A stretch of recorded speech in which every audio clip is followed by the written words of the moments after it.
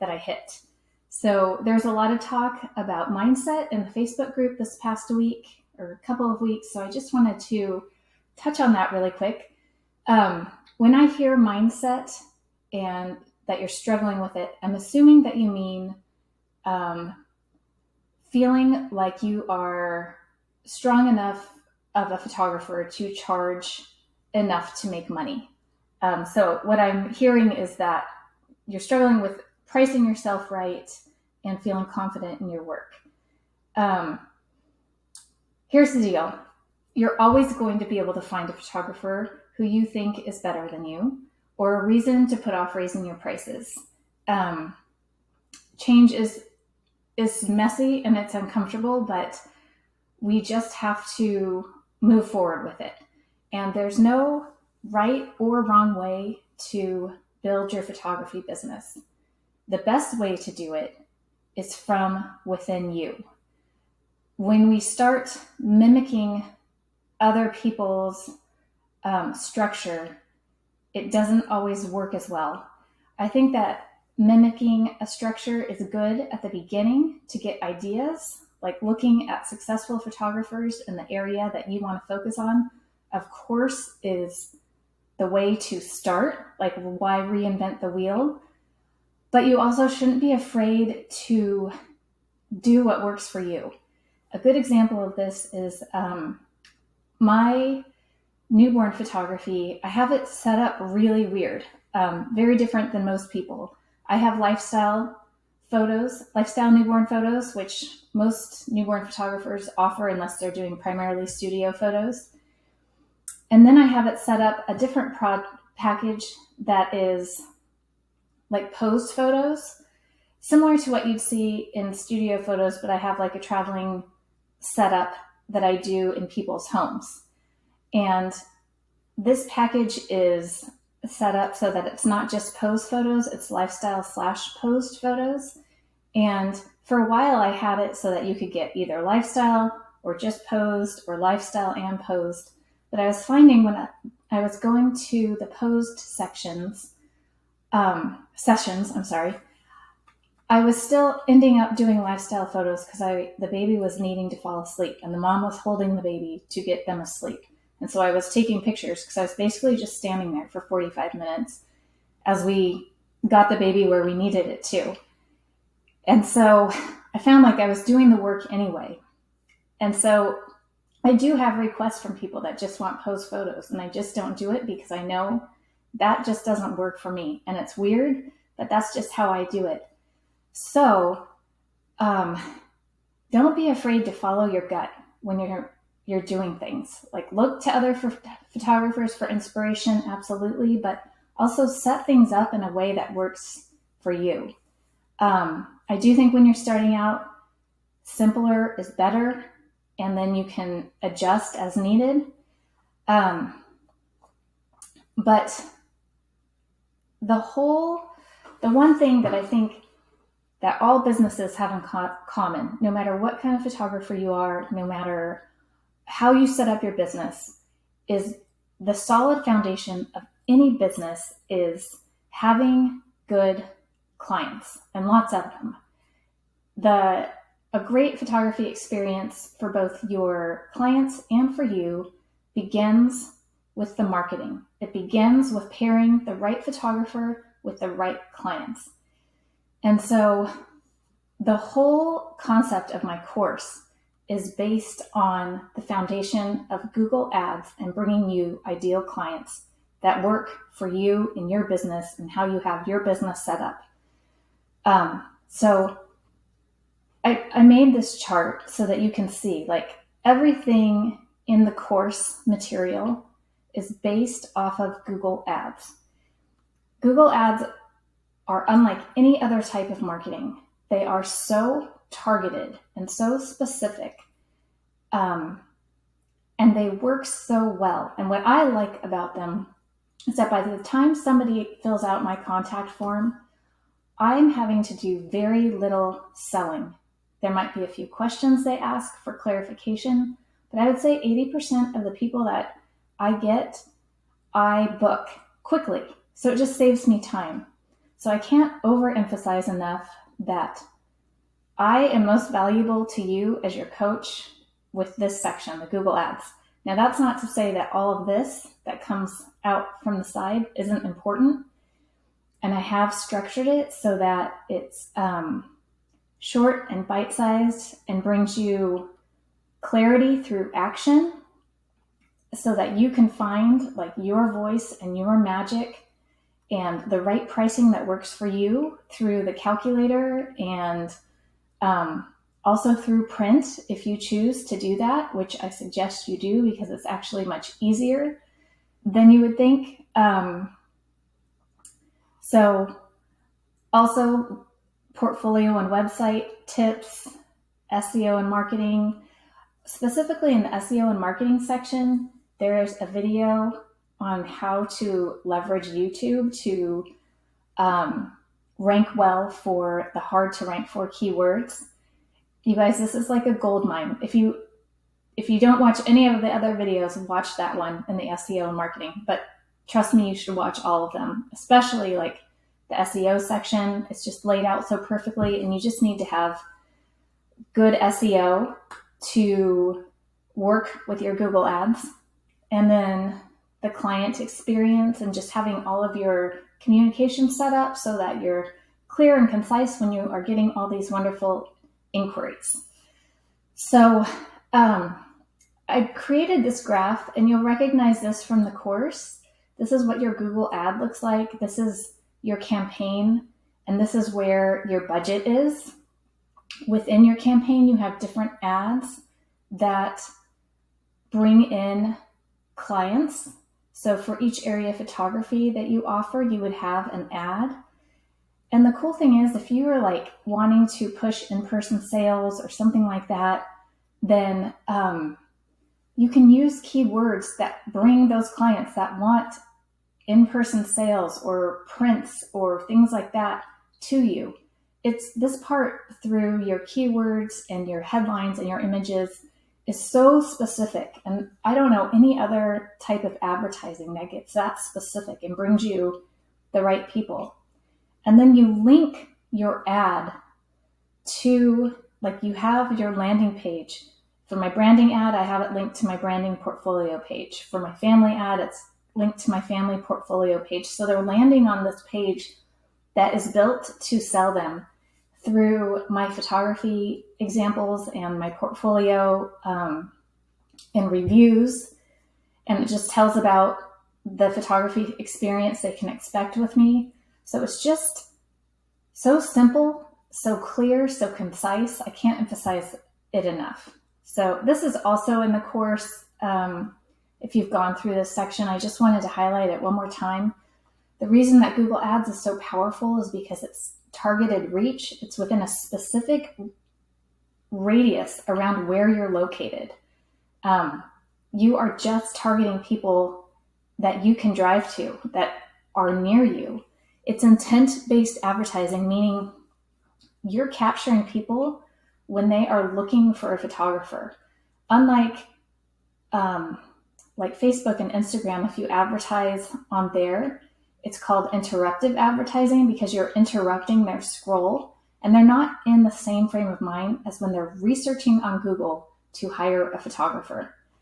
And flexible budgeting. I know from experience, I'm very, very frugal and careful about how I spend my money, but this money is well spent and it's relatively low for a marketing budget, and you get the money back.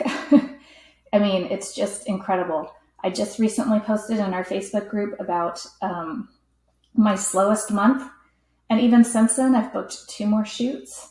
So it's just, I just believe in it so much, and I can't emphasize enough that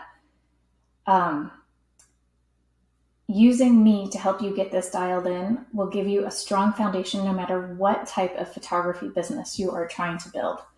So let me just show you through illustration. I know Kasha had asked specifically about like Google Analytics and what to look for.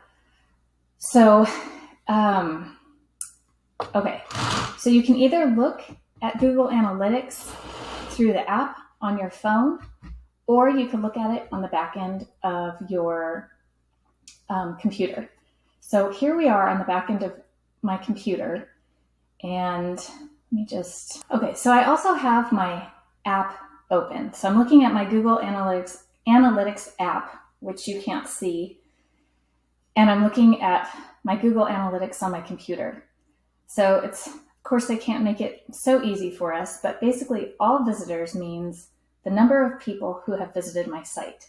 Now I'm showing you this, and this is for the last 28 days. You can also change it so it shows like the last 90 days, which actually gives you a better metric, I think. But what you want to know is, or what you want to be aiming for, is at least 500 visitors per month to your website. If you're not getting at least that, then you are really struggling.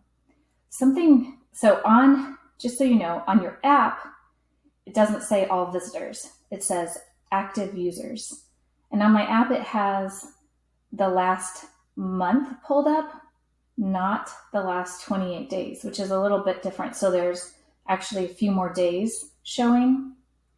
So this is the number that I look at. So if you're looking at your app, it would be active users. And if you're looking at your website, then it's called all visitors. I don't know why they don't name it the same thing.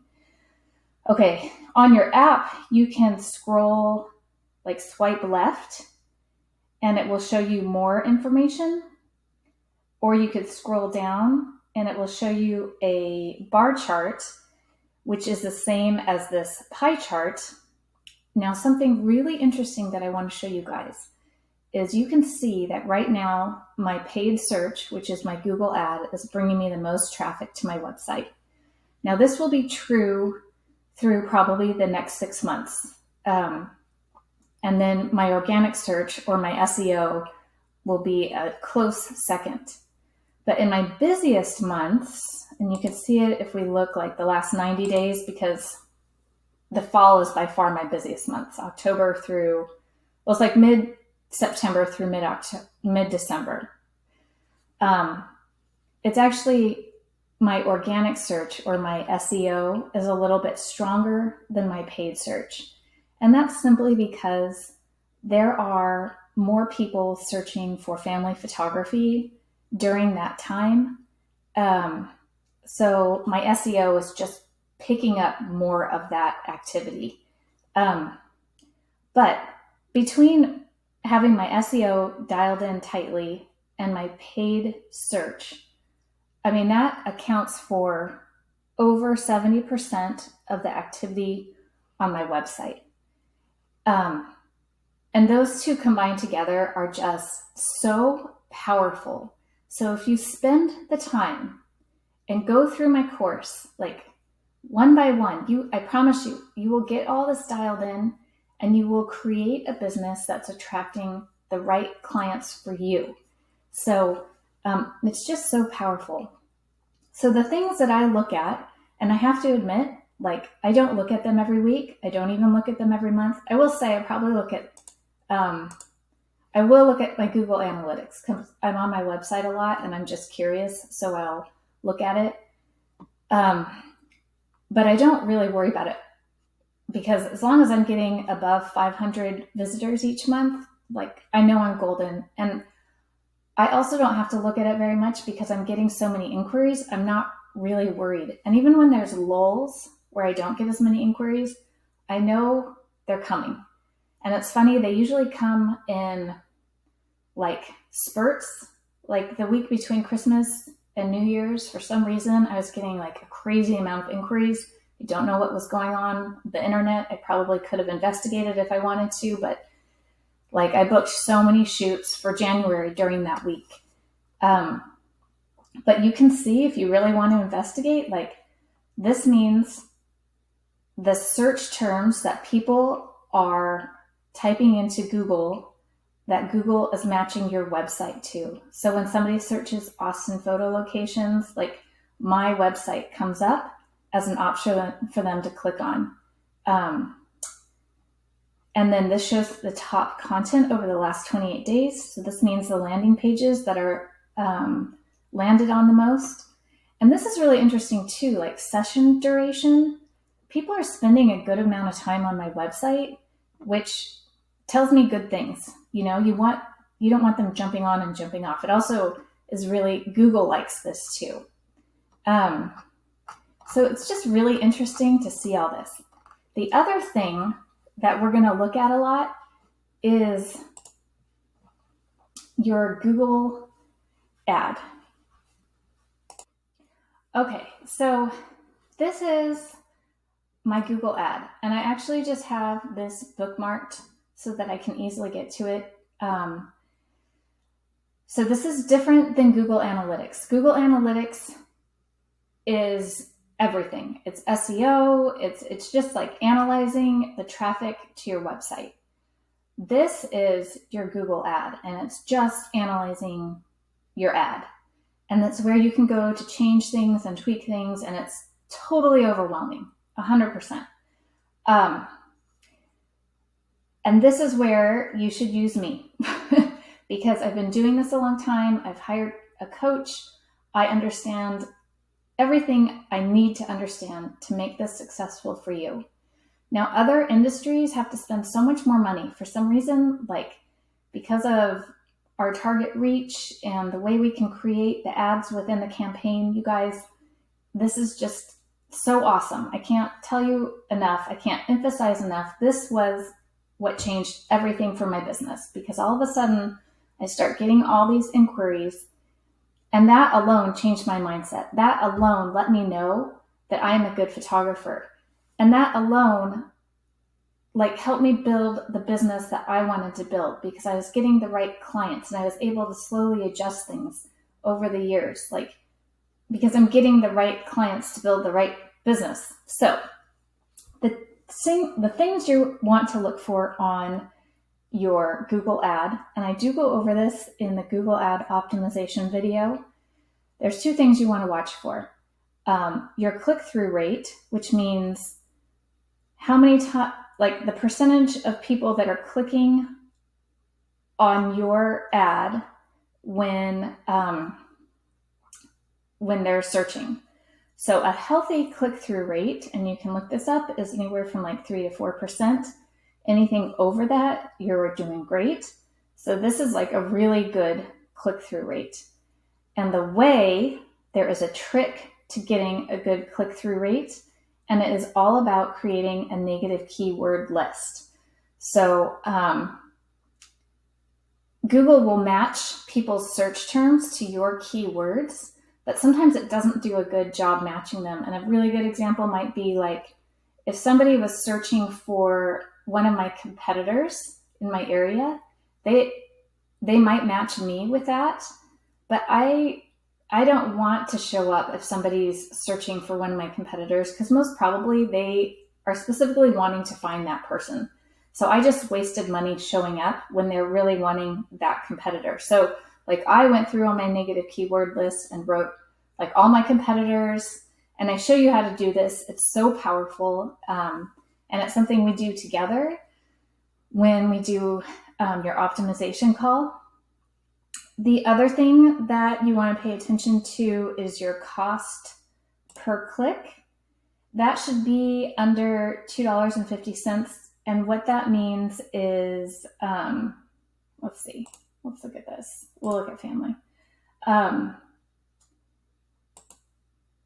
It means how much you're paying per click. So the recommendation is, as long as you're under I think it's, to be exact, it's $2.89. My average cost per click right now for family photography is 89 cents. So that is really, really good. So these are the numbers that we're looking for, and that we do some special things to optimize together through just analyzing the keywords and what's happening. So we do, we look at the keywords and what Google is matching with those keywords. There it is. So see how confused, I know this, and it's still confusing to navigate through all this stuff. So Like, these are the search terms. People are saying family photographers near me, and Google is matching different my keywords with those search terms. I don't know why I cannot find it. Anyway, we go through this together and optimize your ad. So those are the two things you're looking at. But I have to be honest with you guys. Once I got my ad to where I wanted it to be and people were inquiring, like, I have it set up, I don't really do a lot. I just let it run in the background. People are coming to me and life is pretty easy. Over the last month, I took the last month off of social media completely because I just felt like I needed a break, and it did not affect my bookings at all. So I just can't emphasize this enough. And I do know that when you're first on it, it is overwhelming and confusing. And even when I'm on here right now, I was trying to find something to show you guys and struggling to get it how I want it. But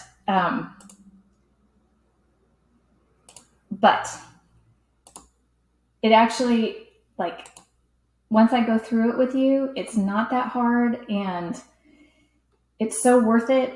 So, and I do really believe that it is the foundation for building any type of photography business that is sustainable and profitable.